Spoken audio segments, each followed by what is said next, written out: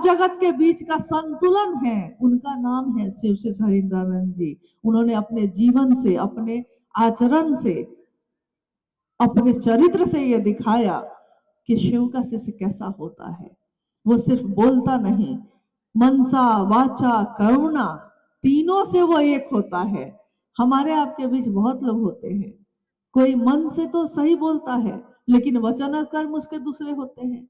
कोई वचन से बहुत अच्छा होता है लेकिन उसकी मनसा कुछ और होती है। लेकिन यहाँ ऐसा नहीं हुआ, जो उन्होंने कहा वही उन्होंने किया। उनके जीवन में आगे घटनाएं होने लगी। नमः शिवाय का मंत्र, प्राण मंत्र उनके सांसों पे चढ़ा और उतरा। आकाशवाणी हुई बेगूसराय में, नमः शिवाय आया मुजफ्फरपुर में। आकाशवाणी ने कहा कि जो तुम करते हो दूसरों को करने के लिए कहो।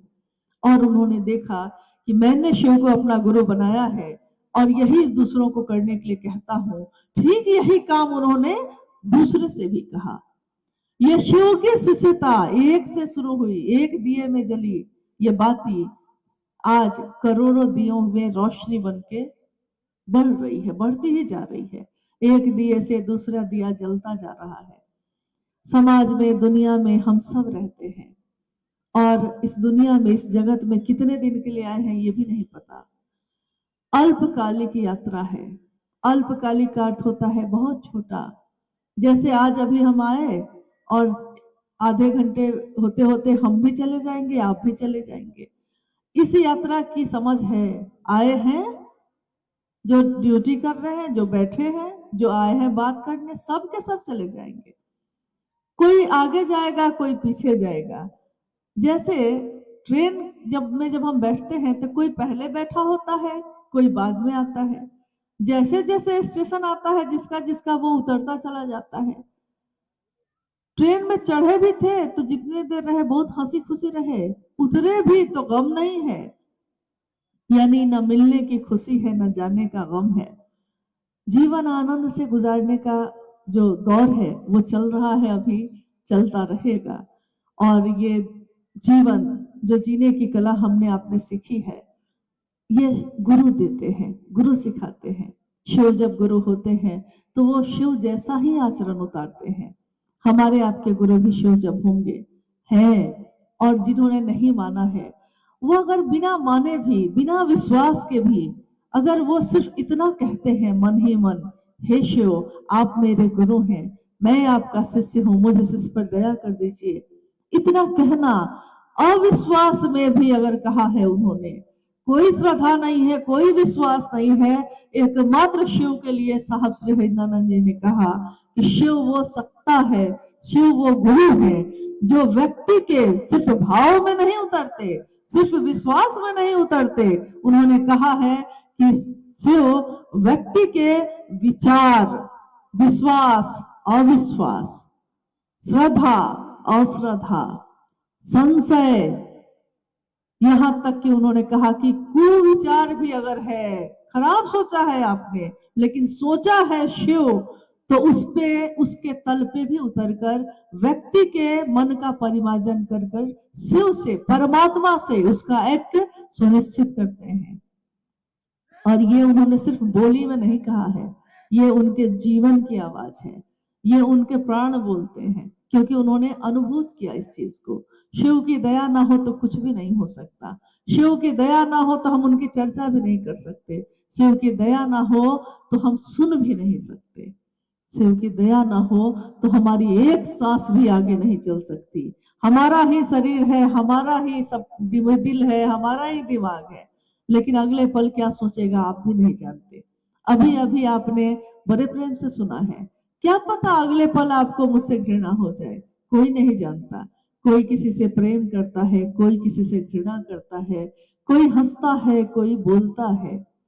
बड़ी सुंदर पंक्ति साहब ने अपने पुस्तक आओ चले शिव की ओर में लिखा। मिर्जा गालिब की पंक्ति है ये, लेकिन उसको उन्होंने इसमें उद्धृत किया। उन्होंने कहा कि बाजी चाहे अतफाल है दुनिया मेरे आगे, होता है सब रोज तमाशा मेरे आगे। ये दुनिया जो है बच्चों के खेलने के मैदान जैसा है, जो मेरे आगे चल रहा है तमाशा जैसा। ये शो जो चल रहा है कोई हंसता है, कोई बोलता है, कोई जन्म ले रहा है, कोई जा रहा है। ये पूरी दुनिया ही जैसे तमाशे की तरह चल रही है और मैं दृष्टा बनकर इसको देख रहा हूँ। और मेरा मन ये कहता है कि जगत में हम भटक रहे हैं और उस शिव की तरफ हमारा मन क्यों नहीं जाता। उन्होंने बड़े पीड़ा और दर्द के साथ ये आवाहन किया कि कहाँ फंसे हैं भाई, चलिए शिव की तरफ चले, या आओ चले शिव की ओर। सिर्फ उनकी आवाज नहीं है, सिर्फ उनके शब्द नहीं है, उसमें उनके भाव है, उसमें उनका दर्द है, पीड़ा है। ये एहसास है कि शिव की तरफ चलने का समय है। एक दिन शिव जगत में आया, आज जगत के लोग शिव की तरफ चल रहे हैं। और जब तक हम ऐसा नहीं करेंगे, हमारे मन की प्यास कभी भी नहीं बुझेगी। तीनों सूत्र हमको करने के लिए उन्होंने कहा। इन तीनों सूत्रों में पहले सूत्र में हम दया मांगते हैं, दूसरे में चर्चा करते हैं। ज्यादातर लोग समझते हैं कि चर्चा करना मतलब कि खूब बड़ी बड़ी बात करना, खूब अपना ज्ञान देना। लेकिन साहब ने कहा, क्या ज्ञान दीजिएगा, क्या ज्ञान लीजिएगा। ज्ञान के कांटा, ज्ञान भी एक कांटा ही है, चुभ जाता है, धसा रहता है मन में। उस ज्ञान के कांटे को, अज्ञान के कांटे को, दोनों के बारे में उन्होंने कहा कि अज्ञान के कांटे को ज्ञान के कांटा से निकाला जाता है, लेकिन एक दिन दोनों फेंक दिए जाते हैं। अगर दोनों को रख लिया ना पॉकेट में, चुभेगा आपको। बबूल का कांटा अगर चुभ जाए तो बबूल के कांटे को ही तोड़कर बबूल के कांटे को जो चुभा हुआ है निकाल दिया जाता है, लेकिन फिर दोनों फेंक दिए जाते हैं, क्योंकि दोनों आपके काम के नहीं। ज्ञान की कितनी सीमा है, कितना ज्ञान लीजिएगा। जो जरूरत है जीवन को जीने के लिए जरूरी है वो ज्ञान तो लेंगे ही, लेकिन उसके बाद कितना कुछ भरेंगे। आइए हम लोग कुछ जिज्ञासाओं पे बात करते हैं, अगर आई है। अच्छा, जैसे शिव की चर्चा की बात हम लोग अभी कर रहे थे, कोई शिव की बात करता है, कोई सुनता है। इसके बारे में साहब ने कहा कि शिव की चर्चा करने वाला जो भी हो, वो शिव की चर्चा इसके लिए करता है कि स्वयं उसका मन समझ सके कि मैं शिव का शिष्य हूं, और दूसरे को समझाइए और खुद समझ जाइए। दूसरे को समझाने में हम खुद समझते हैं, दूसरे को महादेव तक पहुंचाने की सोच है, उसको पहुंचाने में खुद पहुंचते हैं। तो महादेव की बात इसलिए करनी है ताकि कोई महादेव के तरफ चल सके। बहुत बार होता क्या है कि हम लोग शिव को गुरु तो बना लेते हैं, लेकिन हमारा मन सचमुच में नहीं समझ पाता। जैसे एक स्कूल में कक्षा चल रही थी, मास्टर साहब गणित का प्रश्न बोर्ड पे लिख रहे थे। कभी कभी हमारे आपके साथ ऐसा होता है कि जो चीज हमको आती रहती है, अचानक आप भूल जाते हैं। जिस प्रश्न को मास्टर साहब ने लिखा था बोर्ड पे, उस प्रश्न को लिखने के बाद उसका हल वो भूल गए, दिमाग से ही उतर गया। अब विद्यार्थी लोग सामने बैठे हैं, मास्टर साहब बोर्ड पे हैं, और मास्टर साहब को याद ही नहीं आ रहा है कि इसका हल क्या है। तो उन्होंने इसका एक उपाय निकाला। उन्होंने कहा बच्चों को कि तुम में से किसको इस प्रश्न का हल आता है। उसमें से एक बच्चा आगे बढ़ा, उसने कहा मास्टर साहब मुझको आता है। मास्टर साहब ने कहा कि अरे आओ आओ। बोर्ड के मास्टर साहब भी भूल गए थे, उन्होंने कहा आओ आओ तुम बनाओ। तो जब वो हल करने लगा गणित को, तो मास्टर साहब ने ध्यान से देखा, कुछ चीजें उनको याद आई, फिर भी पूरी बात नहीं याद आ रही थी, लेकिन वो बोल नहीं रहे थे। तो उन्होंने विद्यार्थियों से पूछा, तुम लोग समझ गए? बाकी कुछ विद्यार्थियों ने हाथ उठाया, कहा कि हाँ समझ गए। तो मास्टर साहब ने कहा कि अरे तुम लोग हाथ नहीं उठाए, तुम लोग नहीं समझे? तो बाकी लोगों ने कहा कि नहीं समझे। मास्टर साहब ने कहा फिर से बताओ। फिर बताया, फिर कुछ विद्यार्थी बोले कि नहीं समझे। 3-4 बार ऐसा हो चुका। अंत में सब समझ गए। एक विद्यार्थी ने कहा कि अभी भी मैं नहीं समझा। मास्टर साहब ने कहा कि अरे अब तो मैं भी समझ गया, अब तुम क्यों नहीं समझ रहे हो। यानी शिव की बात दूसरे को समझाते समझाते हम खुद ही समझ गए कि महादेव आप मेरे हैं, आपसे ज्यादा मेरा अपना कोई भी नहीं। और तीसरा सूत्र जिसमें हम प्रणाम करते हैं, प्रणाम करने की अनेक विधियां हैं, प्रचलित विधियां रही हैं संसार में। जपा जप भी रहा है, पहले भी रहा है, माला पे जप करने की विधा भी रही है, बहुत तरह की विधाएं हैं। लेकिन इन सारी विधाओं में एक चीज सबसे जरूरी है, भाव, प्रणाम करने का भाव। अगर वो भाव ना हो तो बाकी सारे काम कर्म कांड ही साबित होते हैं, बाकी औपचारिकता ही रह जाते हैं। उसमें भाव शामिल ना हो तो उसके परिणाम भी नहीं आते। शिव भाव के साथ प्रणाम स्वीकार करते हैं क्योंकि वो भाव सत्ता है। आइए हम लोग जिज्ञासाओं पे बात करते हैं। जिज्ञासा है कि शिव शिष्यता में माध्यम की क्या भूमिका और महत्व है,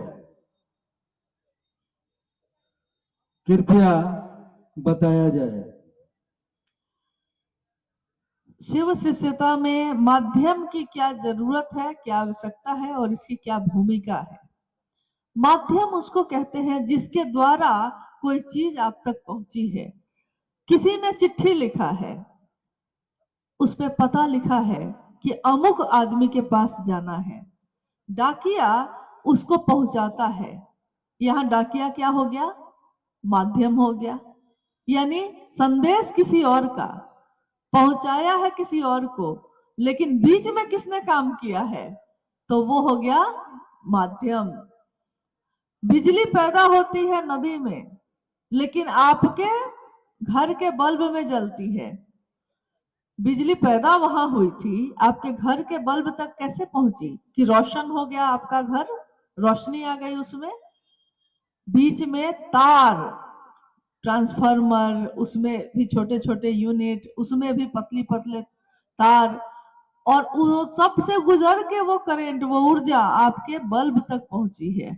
तो ये जो पहुंची है, ये क्या हुआ, जिसके द्वारा पहुंची है वो क्या है, तो वो है माध्यम।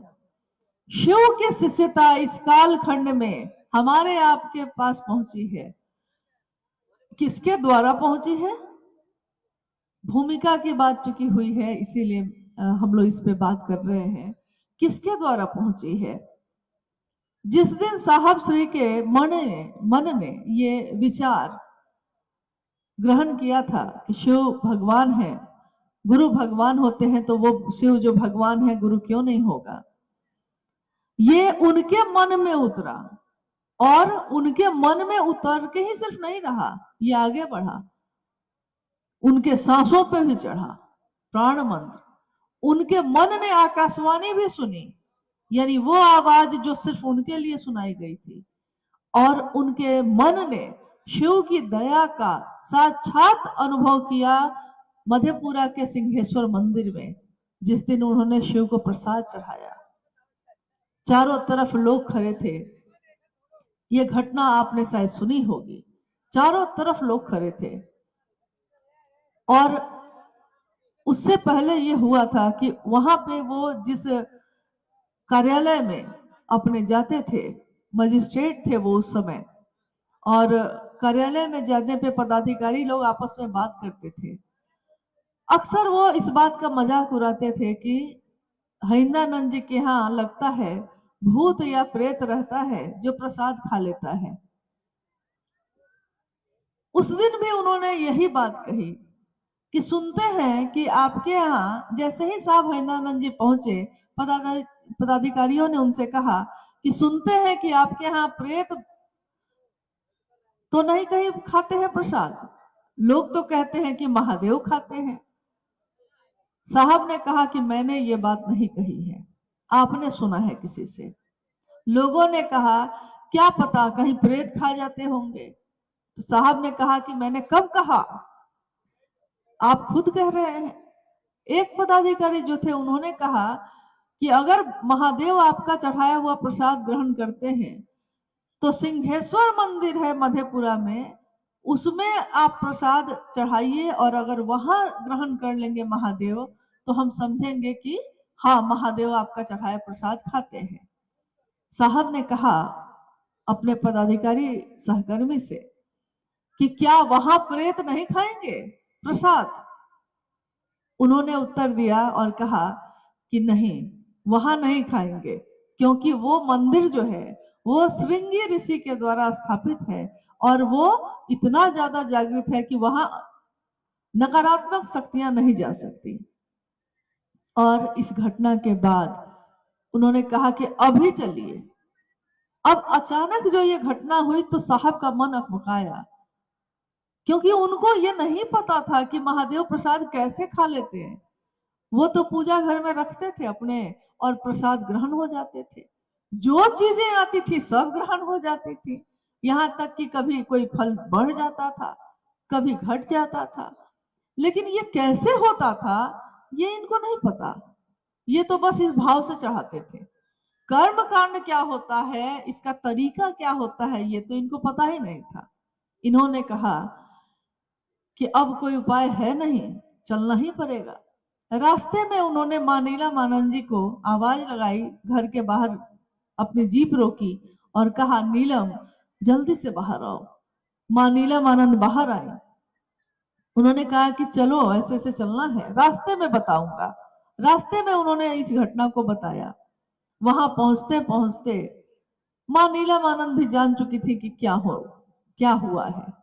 रास्ते में उन्होंने 50 रसगुल्ले, एक अरुणा होटल है उससे खरीदे, और मंदिर पहुंचने तक ये समाचार चारों तरफ, जितने पंडित पुरोहित या आसपास के समाज के लोग थे, ये बात फैल चुकी थी कि जो साहब हैं, मजिस्ट्रेट साहब, वो आए हैं।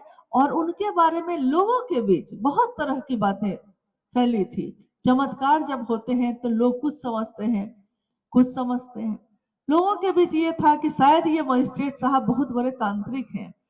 यहाँ तक था कि अगर इनके घर के सामने से कोई गुजरेगा तो वो भेड़ बना देंगे। इतना तक लोगों के बीच ये बात थी। जबकि यहाँ तो सारा खेला भाव का था, कुछ भी कर्मकांड नहीं थे। उस दिन क्या हुआ कि जैसे ही यह खबर फैली तो सारे लोग जुटने लगे। सबके बीच साहब ने प्रसाद के उस थाल को पकड़ा और अंदर शिवलिंग के पास गए। वो नहीं जानते थे कि कर्मकांड क्या होते हैं, तरीका क्या होता है। उन्होंने अपने मन को महादेव की दया के आश्रय में रख के कहा कि बुढ़ऊ इज्जत रखिएगा। महादेव को उन्होंने प्रेम से, कभी कभी वो बुढ़ऊ भी कहते, तो उन्होंने उस दिन भी, जो उनकी प्रेम की भाषा थी, जो उनके महादेव थे, अपने महादेव से ये कहा कि बुढ़ऊ इज्जत रखिएगा, और बाहर आ गए। कुछ क्षण के लिए बिजली चली गई, अंधेरा छा गया। जब तक कोई पेट्रोमैक्स लाता तब तक बिजली आ भी गई, और लोगों ने देखा कि शिवलिंग के पूरब के तरफ जो थाली रखी थी वो अब पश्चिम की तरफ है। प्रसाद की थाली में जो 50 रसगुल्ले थे उसमें से 15 रसगुल्ले गायब थे। बाकी जो बचे 35 थे वो लगता था किसी ने ब्लेड से काट के बराबर भाग में बांट दिया हो। लोग स्तब्ध रह गए और सोचते ही रह गए कि ये क्या हुआ। महादेव की दया की अनुभूति साहब श्री ने उस क्षण में की कि जहां कोई उनका सहारा नहीं था, जहां कोई कर्मकांड वो नहीं जानते थे, और उन्होंने बस अपने मन को अर्पित किया था। महादेव ने उनके इस मन की रक्षा की, उनके इस भाव की रक्षा की। इज्जत रखी है, शिव ने अपने शिष्य की इज्जत रखी, और कुछ नहीं हुआ।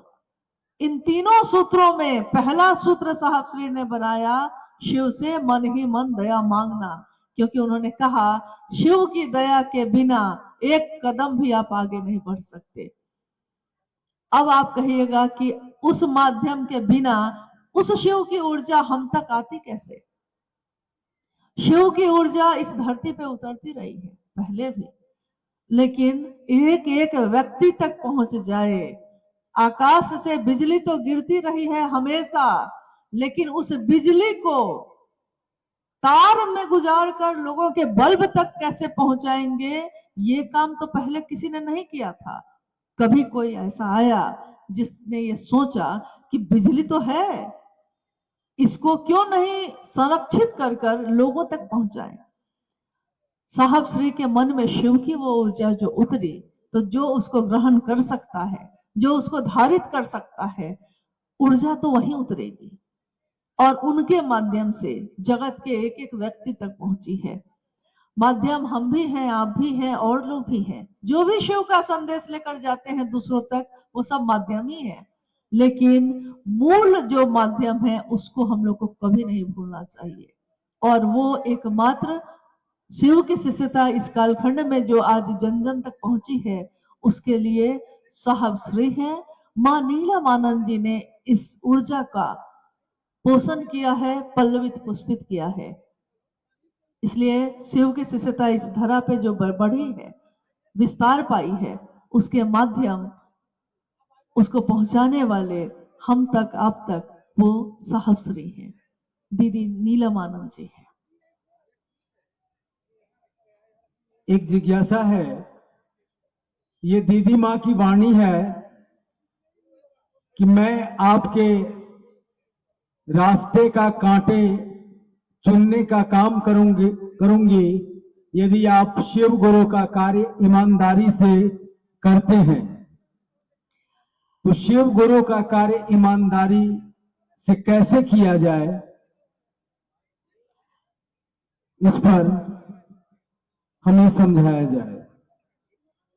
जैसा अभी आपने सुना कि साहब के जीवन के बारे में आपने सुना, मां नीलमानंद शिव शिष्य साहब हरिंदरानंद जी की सहधर्मिणी 22 मई 1972 को झारखंड में अब है पलामू जिला, उसके राज परिवार की बेटी मनातूगढ़ जिनका घर है, राजमणि नीलमानंद जी का विवाह साहब श्री हरिंदरानंद जी के साथ हुआ 22 मई 1972। जिस व्यक्ति से उनका विवाह हुआ, विवाह के बाद उन्होंने जाना कि ये तो रातों को शमशान जाते हैं, और इनके मन में तो एक आध्यात्म की ललक है। उसके अगले 2 वर्षों के बाद सन 1974 में साहब श्री ने शिव को अपना गुरु बनाया। मनातूगढ़ में थी उस समय मां नीलमानंद, और साहब श्री ने, जो पटना के लॉ कॉलेज में पढ़ते थे, अपनी पत्नी नीलम आनंद जी को यह चिट्ठी लिखी थी कि नीलम, मैंने शिव को अपना गुरु बना लिया है, तुम भी बना लो। मां नीलम आनंद जी को बहुत चैन आया, बहुत संतोष आया, उनके पति को एक ठौर मिला, और इसके साथ उन्होंने उसी समय साहब श्री के साथ कदम से कदम मिलाने का और आगे चलने का निर्णय ले लिया। आगे वो उनके साथ हर जगह शिव के संदेश को लेकर गई। एक डिप्टी कलेक्टर की पत्नी, एक राज परिवार की बेटी राजमणि नीलम आनंद, जब शिव की लगन लगी तो वो गली गली उस शिव का गुण गाने लगी, साहब श्री के साथ जा जाकर। ये वो थी जिनके लिए मखमल के गद्दे बिछे थे, और वो उससे उतरकर घर घर जाने के लिए उनके साथ चल पड़ी। अखबार बिछाकर, चादर बिछाकर, जहां जैसी व्यवस्था मिली, घास पे, मिट्टी पे, कीचड़ से जिसकी साड़ियां सन गई, ट्रैक्टर पे बैठ के खेत खेत होकर दूसरे गांव से दूसरे गांव जाते जाते, और उन्होंने साहब के साथ इस काम को आगे बढ़ाने का बीड़ा उठाया, चलती रही। आध्यात्म के दुनिया में हर व्यक्ति चल सके उस रास्ते पे कोई रास्ता नहीं था।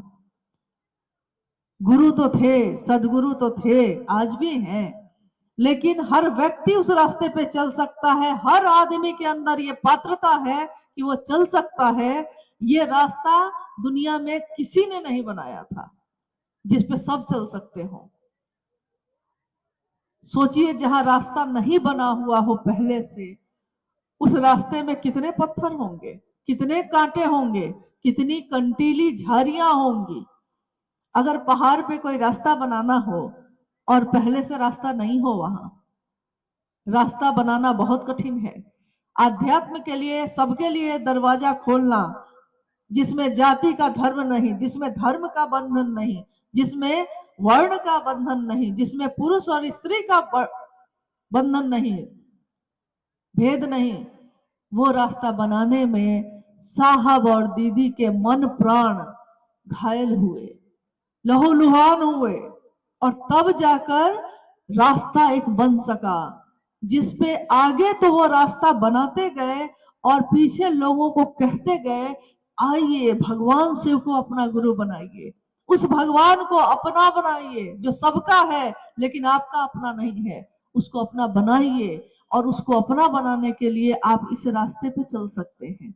ये रास्ता, जिसमें रास्ता, पाथे, तीनों सूत्र हैं। पाथे मतलब रास्ते में जब आदमी को भूख लगती है ना, तो वो कुछ खाने पीने का सामान रखता है। इस रास्ते पे चलने में हर जगह जो मदद करता है वो तीनों सूत्र, जो उस समय निरूपित हुए, उसका निरूपण हुआ, जो दिए गए, देते गए और आगे बढ़ते गए। रास्ता आगे खुलता गया है, पीछे से लोगों का कारवां चल रहा है। करोड़ों लोग, जहां पहले 1 लोग 2 लोग थे, आज करोड़ों लोग हैं जिन्होंने शिव को अपना गुरु बनाया। और मां नीलम आनंद जी ने उस समय ये पंक्ति कही थी जो अभी भाई सोमेंद्र जी ने पढ़ा है। दीदी नीलम आनंद जी ने अपने गुरु भाई गुरु बहनों से ये कहा कि मैं शिव के शिष्या नीलम आनंद, मैं आपके रास्ते पे जो कांटे होंगे उनको खुद झुक कर चुन लूंगी। शर्त एक ही है, बशर्ते गुरु कार्य में बेईमानी नहीं। उन्होंने उस दिन ये कहा कि गुरु के काम में बेईमानी मत करिएगा। जगत के लिए बेईमानी करते हैं कोई बात नहीं, पाप भी यहीं का, पुण्य भी यहीं का, लेकिन महादेव का नाम लेकर महादेव के काम में व्यापार शिव के शिष्य नहीं करेंगे। और जो ऐसा नहीं करेंगे, जो सही मनसा से इस रास्ते पे बढ़ेंगे, उस रास्ते के कांटों को मैं झुककर चुन लूंगी, छाया बनकर सदैव आपके साथ चलूंगी। ये उनका उस समय का उद्घोष था। शिव तुम जागो, हे महादेव आप हैं, लेकिन सबके दिल में नहीं जगे हैं। उस शिव को जगाने की बात उन्होंने कही, कांटों को चुनने की बात उन्होंने कही। आज हम सब चल रहे हैं उस रास्ते पे, कितने आराम से चल रहे हैं। कार्यक्रम हो रहे हैं, घोषणाएं हो रही हैं, लोग शिव शिष्य बन रहे हैं, शिव शिष्य बन के अपने जीवन बिता रहे हैं, आनंद में हैं। लेकिन किसी ने ये काम नहीं किया होता तो आज हमारे दिल में ये आनंद नहीं होता। दीदी नीलम आनंद जी ने साहब के इस संकल्प में जो अपने जीवन की आहुति दी, लेकिन जीवन के साथ दी, उन्होंने जिया इस जीवन को। शरीर में उनकी दोनों किडनियां फेल थी। जब ये पता चला, लोगों ने कहा कि आपको लोगों से अलग होना पड़ेगा। डॉक्टर ने कहा उनको कि आप लोगों के बीच नहीं बैठ सकते क्योंकि दोनों किडनियां आपकी फेल हो गई हैं, शरीर की मौत हो जाएगी। और मां नीलम आनंद जी ने उस समय कहा कि जिस दिन मेरा अपने गुरु भाई गुरु बहनों से दूर रहना हो जाएगा तय, मैं उसी दिन चली जाऊंगी। जब मैं अपने गुरु भाई गुरु बहनों के साथ बैठ ही नहीं पाऊंगी तो इस जीवन का मैं क्या करूंगी। और महादेव के लिए से दूसरों के लिए मैंने कहा है, खुद के लिए नहीं कहूंगी, क्योंकि कोई प्रेम करने वाला अपने प्रेमी को, जिसको वो प्रेम करता है, कष्ट नहीं देता, दुख नहीं देता। जीवन में आए, महादेव का काम किया और शरीर का अंत हुआ, लेकिन ऊर्जा जो यहाँ उतरी है, आज भी असंख्य लोगों की अनुभूति है ये कि साहब और दीदी का साथ उनको मिलता है जब भी वो मांगना चाहते हैं, जब भी वो इसको पाना चाहते हैं। शर्त एक ही है, ये जो रास्ता बनाया है साहब श्री ने, ये जो रास्ते के कांटे चुने हैं मां नीलम आनंद जी ने, इस रास्ते पे अगर आप चलते रहेंगे तब न कांटे नहीं मिलेंगे। अगर आपने रास्ता बदल लिया तो मंजिल भी बदल जाती है, इसको याद रखिएगा। रास्ते बदलने वाले जो होते हैं वो मंजिल तक नहीं पहुंचते। मंजिल पे पहुंचना है तो जिसने रास्ता बताया है सही, उस पे विश्वास करिए। साहब श्री के विचारों पे, उनकी बातों पे विश्वास कीजिए। व्यक्ति पे विश्वास नहीं है मत करिए, लेकिन उनकी बातों पे विश्वास करिएगा। अपने शिव को देखने की बात उन्होंने कही। उन्होंने कहा तुम्हारा अपने शिव से क्या जुड़ाव है मैं नहीं जानता, लेकिन जिस शिव को मैं जानता हूं वो शिव चेतना जो निविड़ अंधकार में पड़ी है उस तल तक पहुंचकर भी जीवात्मा को शिव से एक में करते हैं। मैं उस शिव की बात करता हूं। मेरे शिव को, जिस शिव को मैंने देखा है, वो अद्भुत है, अद्वितीय है, अप्रतिम है शिव की शिष्यता, और इससे ज्यादा सुंदर और कुछ भी नहीं। संसार की सुंदरता खत्म हो सकती है, संसार का सत्य बदल सकता है। जैसे अभी तो कुछ दिन पहले हमारा सत्य क्या था?